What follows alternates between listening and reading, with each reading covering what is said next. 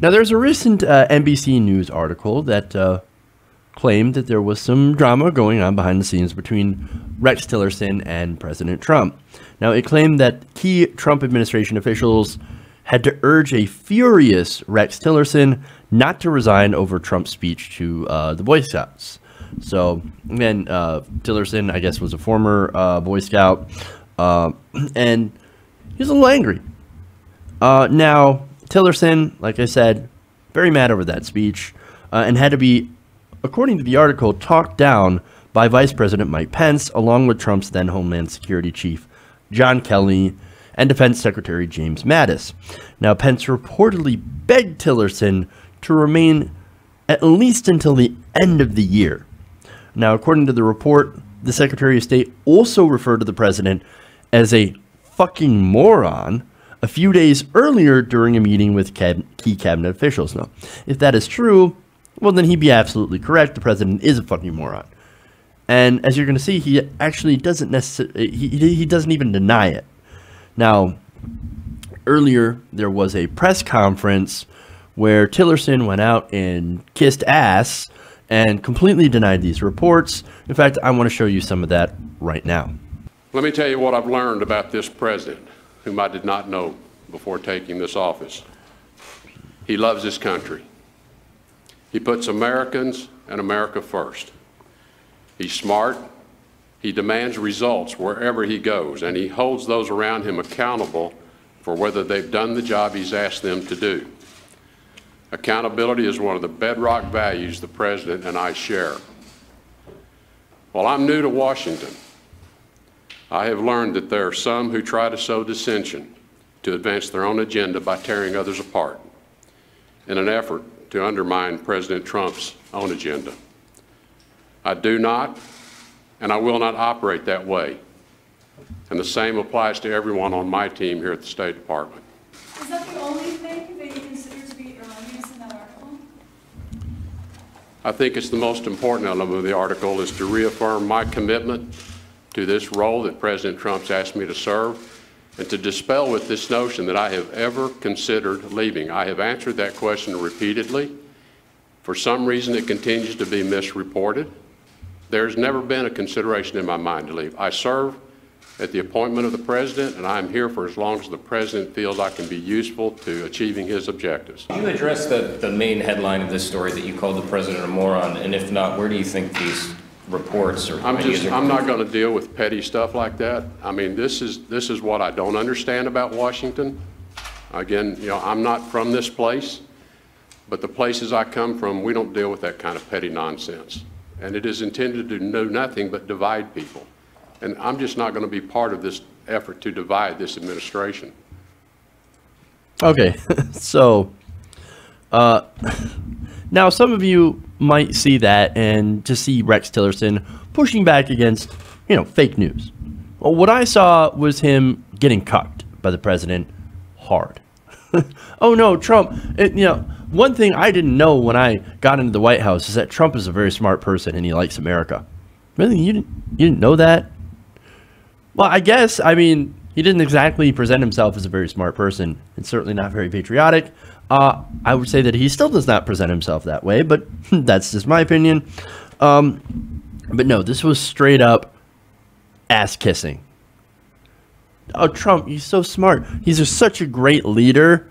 And look, I didn't call him a moron. In fact, I'm not even gonna address the fact that I was quoted in the story as calling the president not just a moron, but a fucking moron. No, that's petty. I'm not even going to talk about it. Now, all this is that this was a public loyalty pledge. He is reaffirming his loyalty to President Trump. It's exactly the kind of thing that President Trump wants to hear, especially if you might be a little bit on thin ice.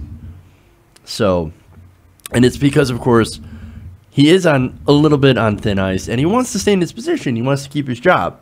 Now, he is not the only person that has ever threatened to resign. So, I mean, for example, Jeff Sessions. Jeff Sessions, he's still there. But at one point, he nearly gave his own resignation, but then was, again, stopped by different members of the cabinet. So people have resigned or almost resigned from this administration having to work with Donald Trump. Apparently, it's very, very difficult to work with Trump. He's a little bit of a diva, turns out, and he's also kind of an idiot. But look, these people also realize after they're talked down by different members of the administration, notice how Mike Pence has pretty much stopped all the major ones. He helped stop Jeff Sessions from leaving. He reportedly also helped Rex Tillerson, helped stop Rex Tillerson from leaving. So Jeff Sessions, Mike Pence has been very, very instrumental in talking people down after Trump pisses them off. So, but the reason that they remain, of course, is like I said, they want to remain powerful. They want to remain relevant. In order to do that, well, you've got to make sure to once in a while appease the baby by kissing his ass. And that, of course, was exactly what he was doing. That was a giant blowjob to Donald Trump and will likely make him very, very happy. Now, there is one more thing that was very interesting, right? Is that the source to the NBC story was anonymous. Now, I wonder who one of those sources might be. And it got me thinking, wait a minute. So, like, who is the kind of person that would leak on the administration? Steve Bannon. Come on, who else could it be? Again, he was in the administration. He's not in the administration anymore. He doesn't get along with Rex Tillerson. Doesn't get along with pretty much any of the other establishment figures, okay? It's got to be him. Now, that's my own speculation, so, you know, don't take that as fact. That is speculation, but boy, wouldn't it make sense. I mean, look, Bannon, he's not shy about attacking people he disagrees with and people he thinks that are enemies of Donald Trump. In fact, he said, I'm going to war with the Trump campaign or with the Trump White House to get the establishment figures out because he thinks that the establishment has taken over the White House. And he's like, no, I'm not having it. I'm not having it. Trump's our guy. He's like me, but he's surrounded, boxed in, caged in by members of the Republican establishment. That establishment I want to destroy. I want to break it up. So I'm going to go to war with him. And I'm going to leak all the information that I had heard while I was serving in the administration. It's perfect. It's perfect. It wouldn't be surprised. I wouldn't be surprised at all if a lot of these leaks are the work of Steve Bannon. Again, I cannot confirm that. I do not know that. That is my speculation. But again, maybe I'm onto something. Now, as for Rex Tillerson, I got to tell you, this was an embarrassing display. But I'm sure that it did what it was intended to do. And I'm sure that Donald Trump just ate it up with a spoon. Because, again, it was intended to appease the baby. And once you appease the baby, then your job, for the most part, unless you keep fucking up, is fairly safe. Hey, everybody. Thanks for watching this video. If you want to see more like this, please hit the subscribe button below.